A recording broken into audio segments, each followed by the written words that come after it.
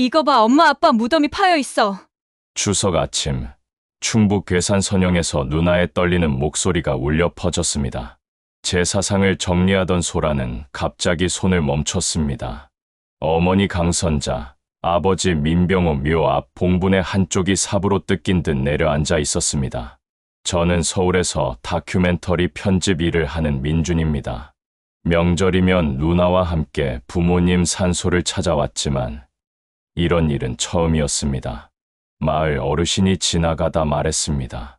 멧돼지 길이라 그렇다고 밤에 내려와 뒤집고 간다고 했습니다. 대수롭지 않게 말하는 어르신의 목소리에 우리는 잠시 안도했습니다. 하지만 마음 한켠이 찝찝했습니다. 봉분을 다시 정리하면서도 자꾸만 그 파인 자리가 신경 쓰였습니다. 사연 시작 전 구독과 좋아요, 알림 설정을 눌러주시면 매주 무료로 사연을 들어보실 수 있습니다. 그날 저녁, 우리는 산을 내려오면서도 계속 그 이야기를 했습니다. 멧돼지가 정말 저렇게 파나? 글쎄, 근데 다른 묘는 멀쩡한데 우리 부모님 묘만. 누나의 목소리에는 불안함이 섞여 있었습니다. 소라는 서울 근교에서 소규모 카페를 운영하고 있었는데 평소 영적인 것들을 믿는 편이었습니다. 향을 세우고 절을 올리는 동안에도 내 시선은 자꾸만 봉분의 움푹 패인 자리를 맴돌았습니다. 글기 파인 모양이 뭔가 이상했습니다. 멧돼지가 했다면 더 거칠게 파헤쳐졌을 텐데 이건 조심스럽게 긁은 것 같았습니다. 서울로 돌아오는 차 안에서 누나가 말했습니다. 민준아, 다음에 또 그러면 CCTV라도 설치해야 할 것 같아. 산에 무슨 CCTV를 달아. 그냥 멧돼지겠지 뭐. 하지만 속으로는 나도 불안했습니다. 부모님이 돌아가신 지 3년이 지났는데 왜 이제야 이런 일이 생긴 걸까요? 그날 밤 집에 돌아와서도 계속 그 장면이 떠올랐습니다. 봉분에 난 흙자국 상석 주변에 흩어진 흙들 그리고 뭔가 익숙한 듯한 그 흔적의 모양. 부모님 묘를 누가 훼손했다는 생각에 잠을 이룰 수 없었습니다. 하지만 그때는 몰랐습니다. 그것이 훼손이 아니라 그리움의 흔적이었다는 것을요.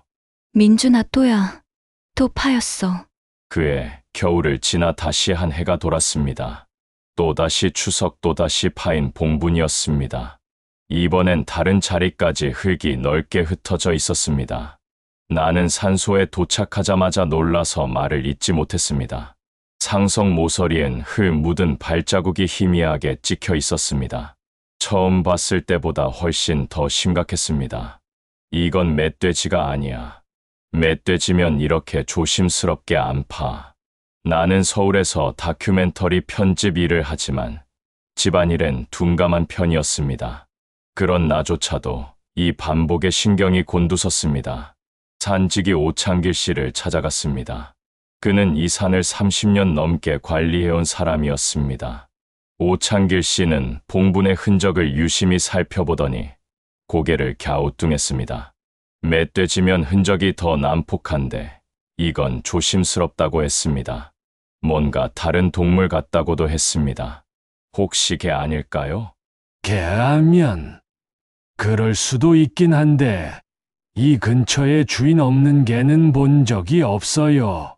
그날 밤 누나와 저녁을 먹으면서 이야기를 나눴습니다. 누나는 갑자기 엄마의 메모를 꺼냈습니다. 몇 년 전 부모님 유품을 정리할 때 찾았던 것이었습니다. 민준아, 이거 봐. 엄마가 쓴 메모야. 노트 한 귀퉁이에 적힌 글씨였습니다. 둘이 밥 잊지 말기. 부모님이 키웠던 진돗개 둘이의 이름이었습니다. 둘이. 그 개 어떻게 됐지? 부모님 돌아가시고 나서 어디론가 사라졌잖아. 우리가 찾아봤지만 못 찾았고. 부모님이 돌아가신 게 3년 전이었습니다. 둘이는 그 무렵 갑자기 집에서 사라졌습니다. 동네 곳곳을 찾아다녔지만 흔적조차 없었습니다. 결국 누군가 데려갔거나 산으로 들어간 것으로 생각했습니다. 설마 둘이가 부모님 산소를 찾아온 걸까? 누나의 목소리가 떨렸습니다. 저는 말도 안 된다고 생각했지만 뭔가 가슴 한구석이 먹먹해졌습니다. 그날 밤 저는 인터넷을 검색했습니다. 개가 주인의 묘를 찾아가는 사례들이 생각보다 많았습니다. 냄새로 기억을 좇는다는 이야기, 그리움의 본능이라는 표현들이 화면에 가득했습니다. 혹시 정말 둘이일까요? 3년 동안 어디서 무엇을 하며 살았을까요? 그리고 왜 이제야 이곳에 나타난 걸까요? 유 선생님, 정말 개가 맞나요? 저는 동네 수의사 유태경에게 전화를 걸었습니다. 그는 부모님이 둘이를 키우실 때부터 알고 지낸 분이었습니다. 주말에 시간을 내서 산소를 찾아와 달라고 부탁했습니다. 다음 주말 유태경 선생님이 산소에 올라왔습니다. 그는 가방에서 돋보기와 장갑을 꺼내더니 흙을 긁은 자리를 면밀히 살폈습니다. 흙을 긁은 자리에는 작은 홈이 있었습니다. 돌을 긁은 자국도 있었고 송진 냄새가 희미하게 섞여 있었습니다. 유태경 선생님은 한참을 살펴보다가 고개를 끄덕였습니다. 멧돼지면 뿌리째 해집습니다. 이건 개가 앞발로 긁은 자국이에요. 이건 개가 앞발로 긁은 자국이에요. 그 말에 누나는 숨을 삼켰습니다. 저도 가슴이 두근거렸습니다. 그럼 정말 걔가 여기 온 거예요? 혹시 둘일까요? 단정할 수는 없지만 진돗개 크기의 발자국이 맞아 보입니다. 그리고 유태경 선생님이 상석 모서리를 가리켰습니다. 그곳에는 희미한 발자국이 남아 있었습니다.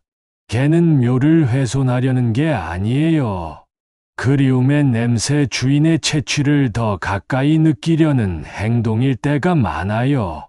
그 말을 듣는 순간 가슴이 뭉클해졌습니다. 3년이 지났는데도 둘이가 부모님을 찾아온 거라면 그동안 어디서 어떻게 살았을까요?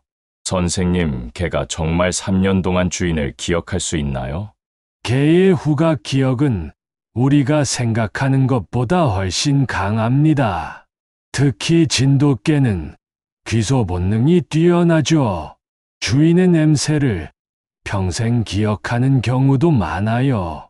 그날 저녁 우리는 작은 결심을 했습니다. 만약 정말 둘이라면 다시 만나야 한다고요. 부모님이 그렇게 아끼던 둘이를 이제는 우리가 보살펴야 한다고요. 하지만 어떻게 찾을 수 있을까요? 밤에만 나타나는 개를 어떻게 만날 수 있을까요? 우리는 계획을 세우기 시작했습니다. 다음 날 마을 할머니 이영분이 된장을 들고 오셨습니다. 부모님과 절친하게 지내셨던 분이었습니다. 니네 엄마 아빠 참 착했지. 저 아래 양어장 주인이 개를 발로 차서 쫓아냈다며 겨울마다 떨던 진돗개를 데려다 두리라 이름 붙였잖니. 그 이야기를 듣는 순간 퍼즐이 맞춰졌습니다. 부모님은 평소 동네에서 학대받거나 버려진 동물들을 자주 보살폈습니다.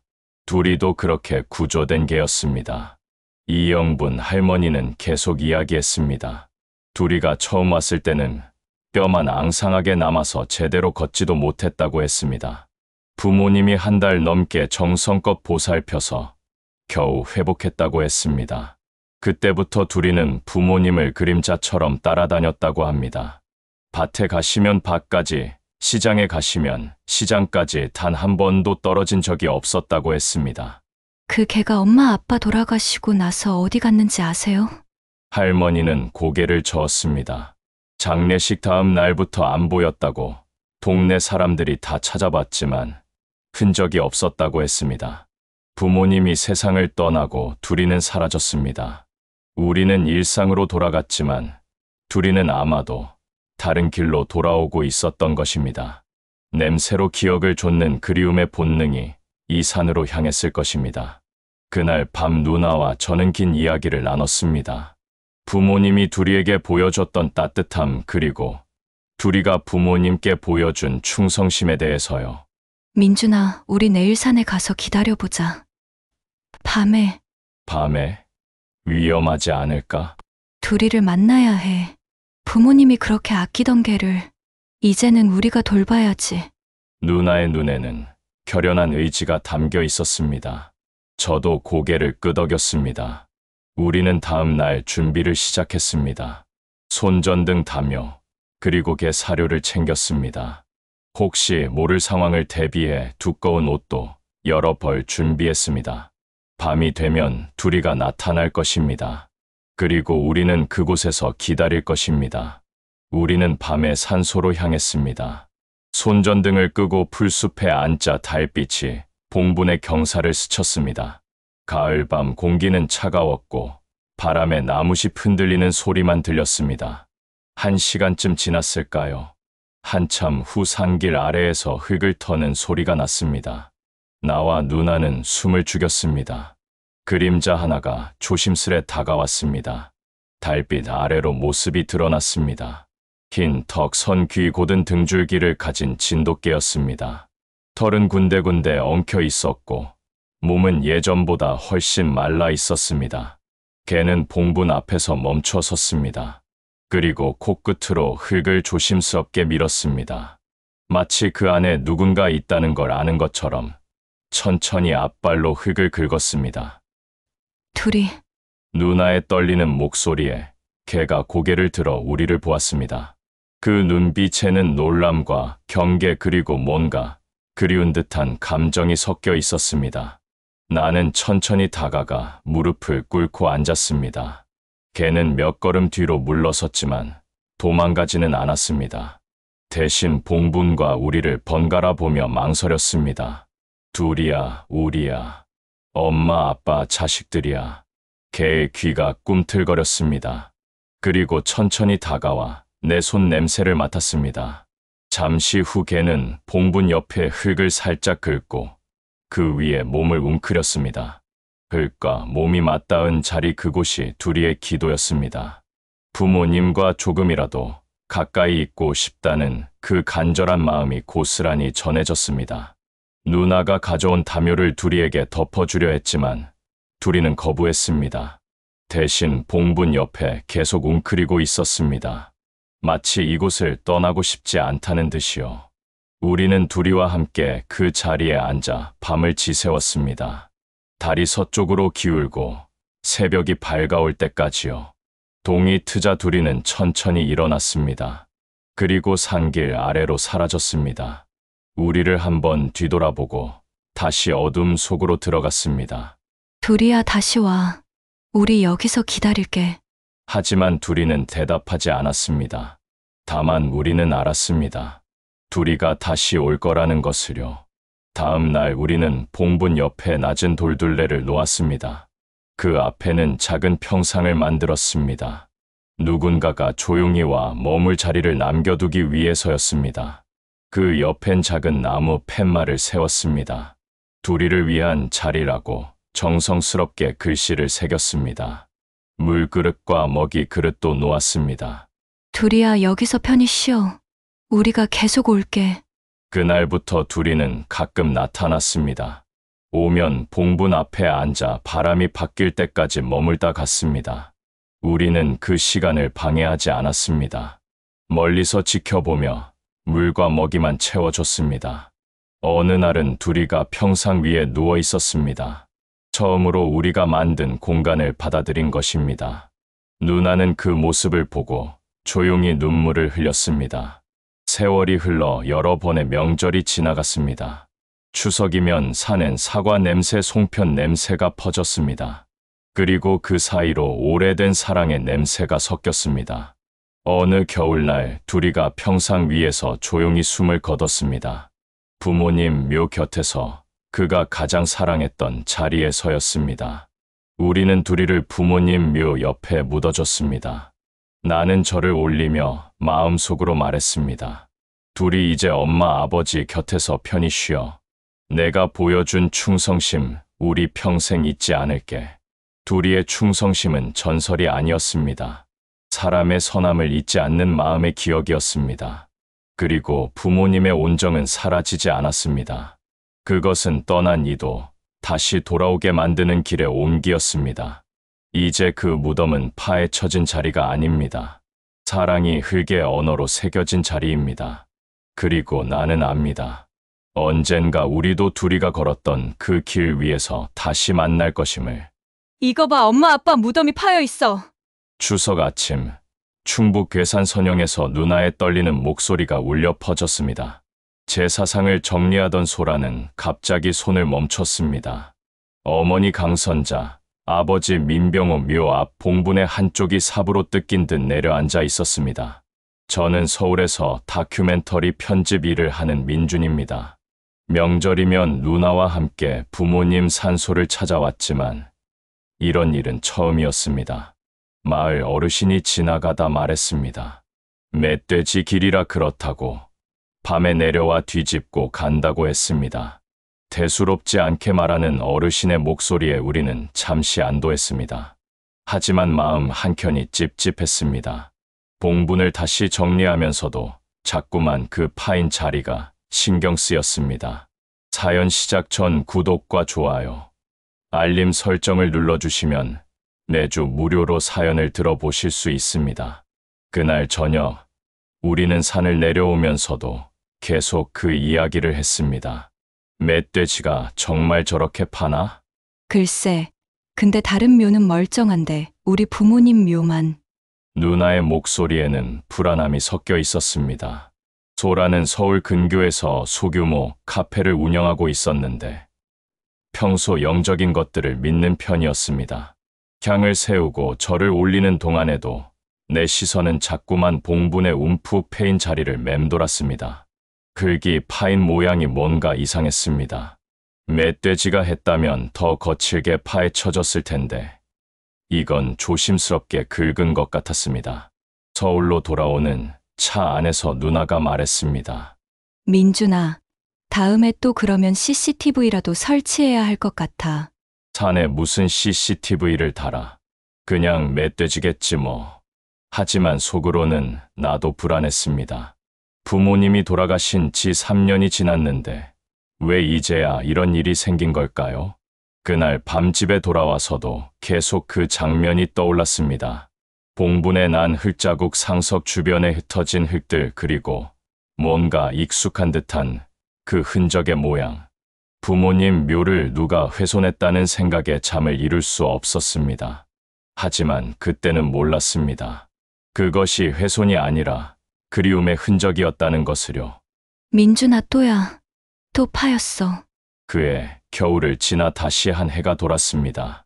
또다시 추석, 또다시 파인 봉분이었습니다. 이번엔 다른 자리까지 흙이 넓게 흩어져 있었습니다. 나는 산소에 도착하자마자 놀라서 말을 잇지 못했습니다. 상석 모서리엔 흙 묻은 발자국이 희미하게 찍혀 있었습니다. 처음 봤을 때보다 훨씬 더 심각했습니다. 이건 멧돼지가 아니야. 멧돼지면 이렇게 조심스럽게 안 파. 나는 서울에서 다큐멘터리 편집 일을 하지만 집안일엔 둔감한 편이었습니다. 그런 나조차도 이 반복에 신경이 곤두섰습니다. 산지기 오창길 씨를 찾아갔습니다. 그는 이 산을 30년 넘게 관리해온 사람이었습니다. 오창길 씨는 봉분의 흔적을 유심히 살펴보더니 고개를 갸우뚱했습니다. 멧돼지면 흔적이 더 난폭한데 이건 조심스럽다고 했습니다. 뭔가 다른 동물 같다고도 했습니다. 혹시 개 아닐까요?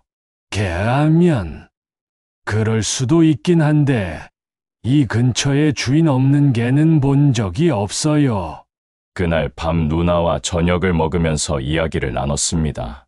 누나는 갑자기 엄마의 메모를 꺼냈습니다. 몇 년 전 부모님 유품을 정리할 때 찾았던 것이었습니다. 민준아, 이거 봐. 엄마가 쓴 메모야. 노트 한 귀퉁이에 적힌 글씨였습니다. 둘이 밥 잊지 말기. 부모님이 키웠던 진돗개 둘이의 이름이었습니다. 둘이. 그 개 어떻게 됐지? 부모님 돌아가시고 나서 어디론가 사라졌잖아. 우리가 찾아봤지만 못 찾았고. 부모님이 돌아가신 게 3년 전이었습니다. 둘이는 그 무렵 갑자기 집에서 사라졌습니다. 동네 곳곳을 찾아다녔지만 흔적조차 없었습니다. 결국 누군가 데려갔거나 산으로 들어간 것으로 생각했습니다. 설마 둘이가 부모님 산소를 찾아온 걸까? 누나의 목소리가 떨렸습니다. 저는 말도 안 된다고 생각했지만 뭔가 가슴 한구석이 먹먹해졌습니다. 그날 밤 저는 인터넷을 검색했습니다. 개가 주인의 묘를 찾아가는 사례들이 생각보다 많았습니다. 냄새로 기억을 좇는다는 이야기, 그리움의 본능이라는 표현들이 화면에 가득했습니다. 혹시 정말 둘이일까요? 3년 동안 어디서 무엇을 하며 살았을까요? 그리고 왜 이제야 이곳에 나타난 걸까요? 유 선생님, 정말 개가 맞나요?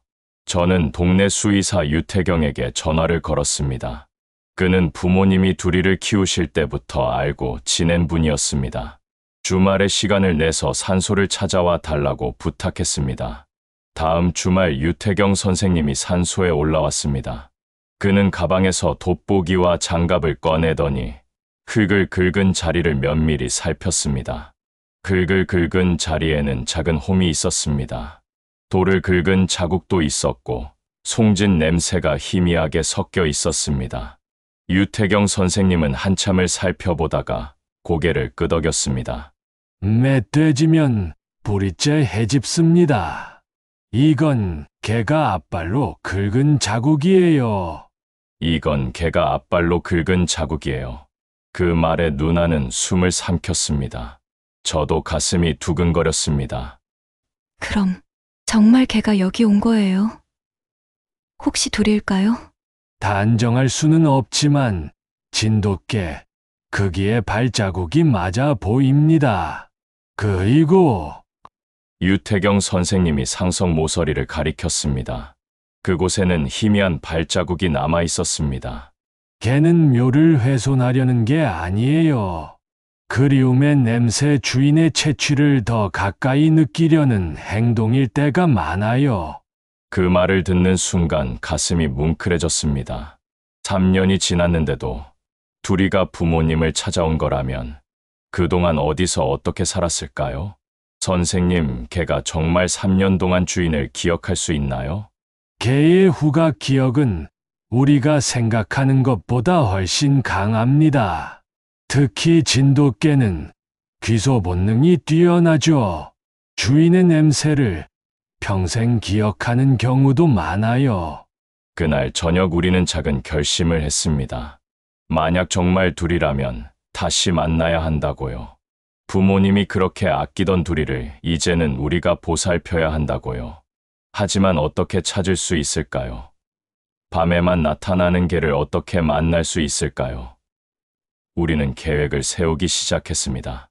다음 날 마을 할머니 이영분이 된장을 들고 오셨습니다. 부모님과 절친하게 지내셨던 분이었습니다. 니네 엄마 아빠 참 착했지. 저 아래 양어장 주인이 개를 발로 차서 쫓아냈다며 겨울마다 떨던 진돗개를 데려다 두리라 이름 붙였잖니. 그 이야기를 듣는 순간 퍼즐이 맞춰졌습니다. 부모님은 평소 동네에서 학대받거나 버려진 동물들을 자주 보살폈습니다. 둘이도 그렇게 구조된 개였습니다. 이영분 할머니는 계속 이야기했습니다. 둘이가 처음 왔을 때는 뼈만 앙상하게 남아서 제대로 걷지도 못했다고 했습니다. 부모님이 한 달 넘게 정성껏 보살펴서 겨우 회복했다고 했습니다. 그때부터 둘이는 부모님을 그림자처럼 따라다녔다고 합니다. 밭에 가시면 밭까지, 시장에 가시면 시장까지 단 한 번도 떨어진 적이 없었다고 했습니다. 그 개가 엄마 아빠 돌아가시고 나서 어디 갔는지 아세요? 할머니는 고개를 저었습니다.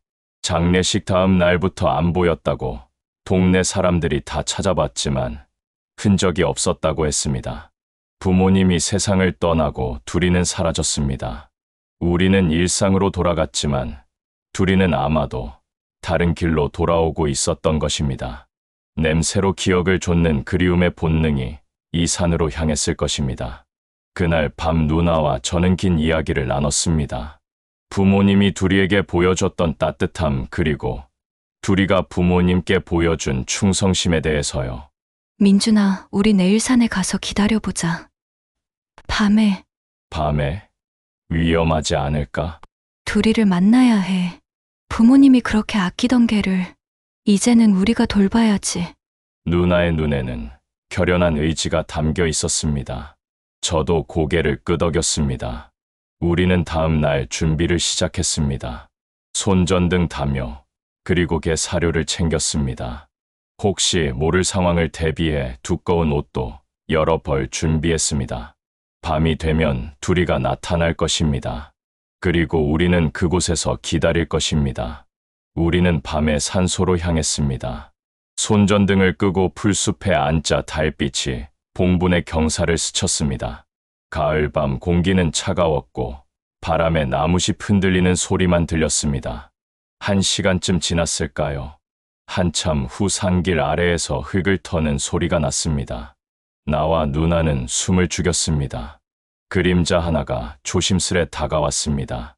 달빛 아래로 모습이 드러났습니다. 흰 턱, 선, 귀, 곧은 등줄기를 가진 진돗개였습니다.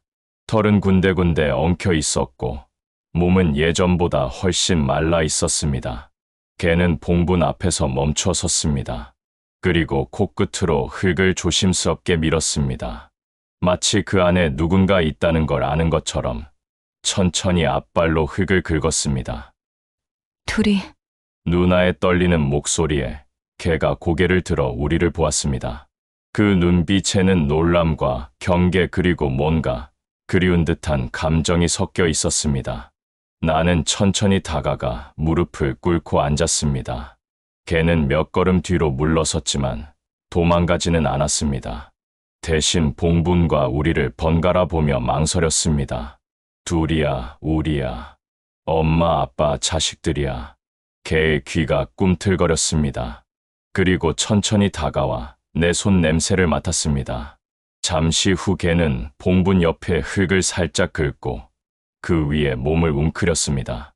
흙과 몸이 맞닿은 자리 그곳이 둘이의 기도였습니다. 부모님과 조금이라도 가까이 있고 싶다는 그 간절한 마음이 고스란히 전해졌습니다. 누나가 가져온 담요를 둘이에게 덮어주려 했지만 둘이는 거부했습니다. 대신 봉분 옆에 계속 웅크리고 있었습니다. 마치 이곳을 떠나고 싶지 않다는 듯이요. 우리는 둘이와 함께 그 자리에 앉아 밤을 지새웠습니다. 달이 서쪽으로 기울고 새벽이 밝아올 때까지요. 동이 트자 둘이는 천천히 일어났습니다. 그리고 산길 아래로 사라졌습니다. 우리를 한번 뒤돌아보고 다시 어둠 속으로 들어갔습니다. 둘이야 다시 와. 우리 여기서 기다릴게. 하지만 둘이는 대답하지 않았습니다. 다만 우리는 알았습니다. 둘이가 다시 올 거라는 것을요. 다음 날 우리는 봉분 옆에 낮은 돌둘레를 놓았습니다. 그 앞에는 작은 평상을 만들었습니다. 누군가가 조용히 와 머물 자리를 남겨두기 위해서였습니다.